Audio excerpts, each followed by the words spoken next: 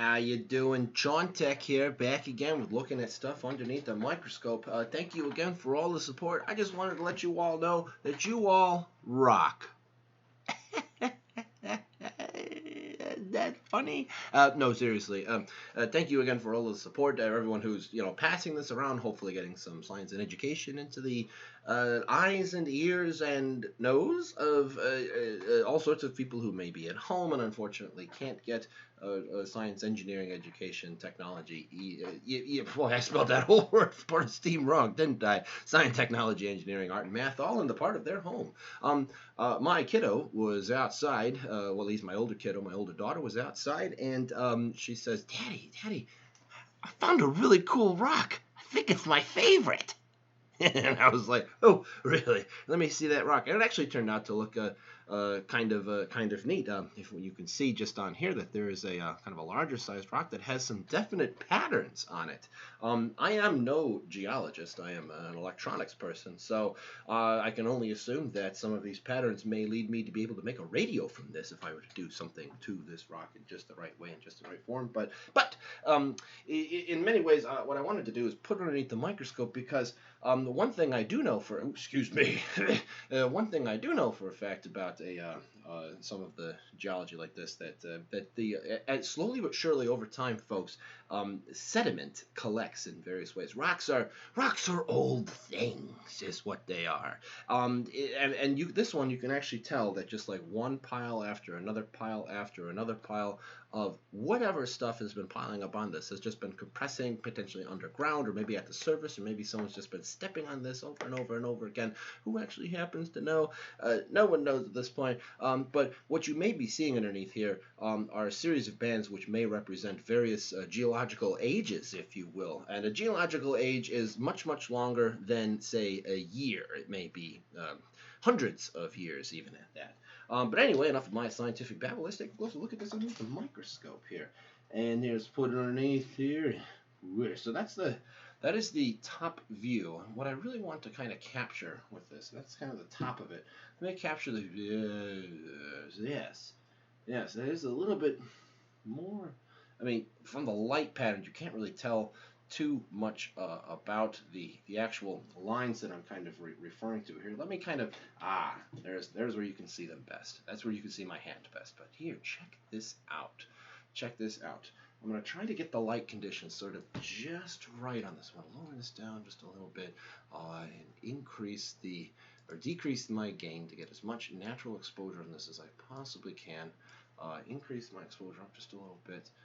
Potentially even increase this lighting control up.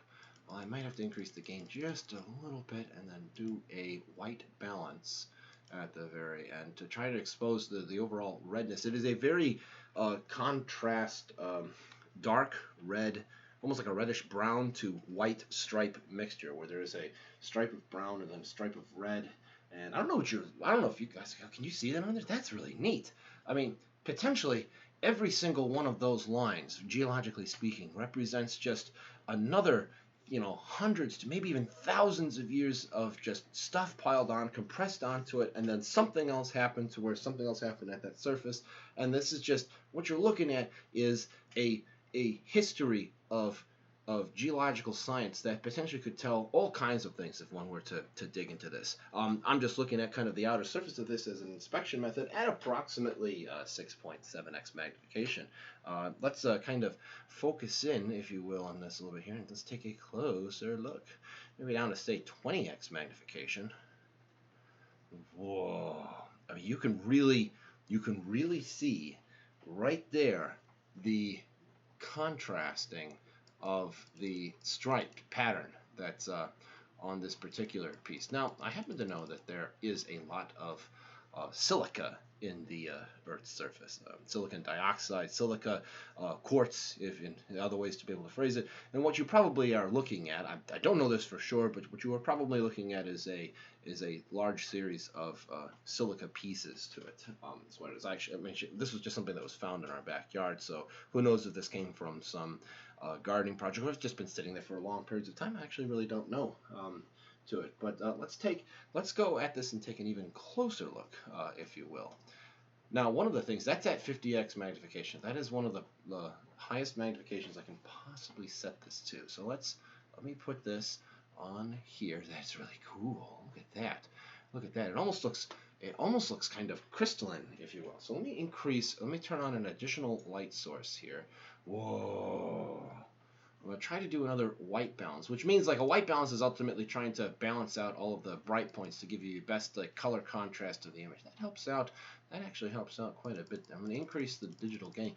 Look at all the individual grains that you can see in here. Sorry about that. That's really, really interesting. You can really see all sorts of different, what almost looks like layers of compressed sand. Sand is silicon dioxide. Most of sand is silicon dioxide. It's little pieces of one silicon atom bonded up to two oxygen atoms to form something that we have in very high abundancy within the Earth's crust, if you will.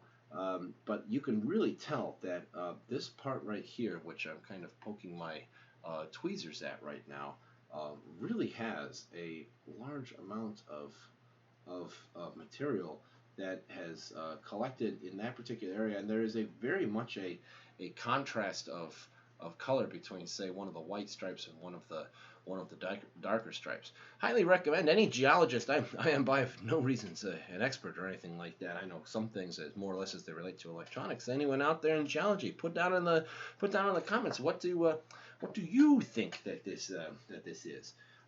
So let's zoom out, and wow, that's that's really quite a stark contrast of colors there. Let me turn down the light on my actual light source. Let's see if we can find. So this is actually the side profile light sources. Is what this is. Let's just see if we can find another kind of part of this to look at that has a high density area of stripes. I think actually we were really kind of looking at one of the higher contrasted areas. Let's take a closer look. See that area that's kind of like there's this area that's kind of on the a larger band, if you will, material right there, and I want to kind of look at this other little darkened in area here. Let's take a look at this a little bit more up close, and I'm going to turn up my additional light source while I focus into the right area. Wow, look at all the particles that are just generated there. So I'm kind of, wow, that is, look at that. That's really kind of neat.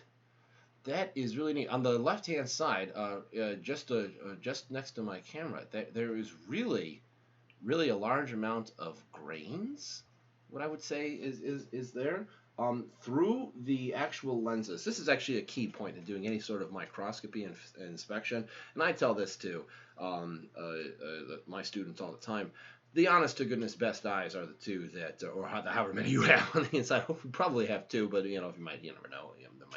There might be cyclopses or people with more than two eyes watching. I don't know. I'm trying to. Okay, let's leave that. But anyway, the eyepieces of the microscope really do tell the best image that you can possibly get, and some cameras just straight out just can't capture it well. Although I have seen some really good cameras. My camera, which is an Infinity 1 model Nikon camera, is roughly it's roughly, I think, 7-8 years old, something like that. So it's not going to be the best at being able to capture images like this. I've seen some really good cameras, which maybe down the road we focus into getting one of those better cameras. But that is really kind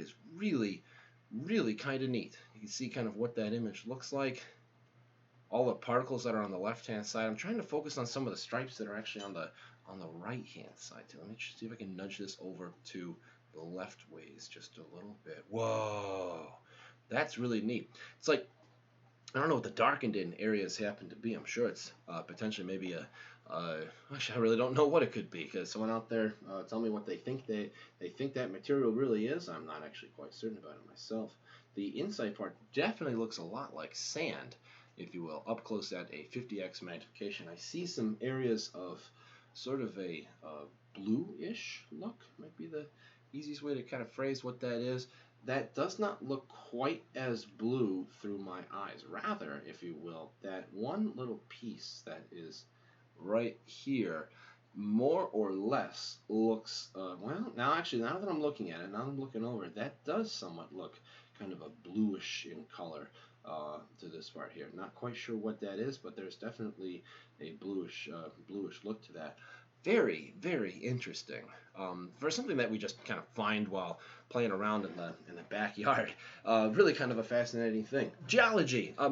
Actually, as a kid, I always found geology and minerals kind of fascinating. I had a rock collection. What kid didn't have a rock collection when they were little? You know, what kid doesn't have a rock collection now? I've got a junk box drawer down in my basement. I still got rocks there.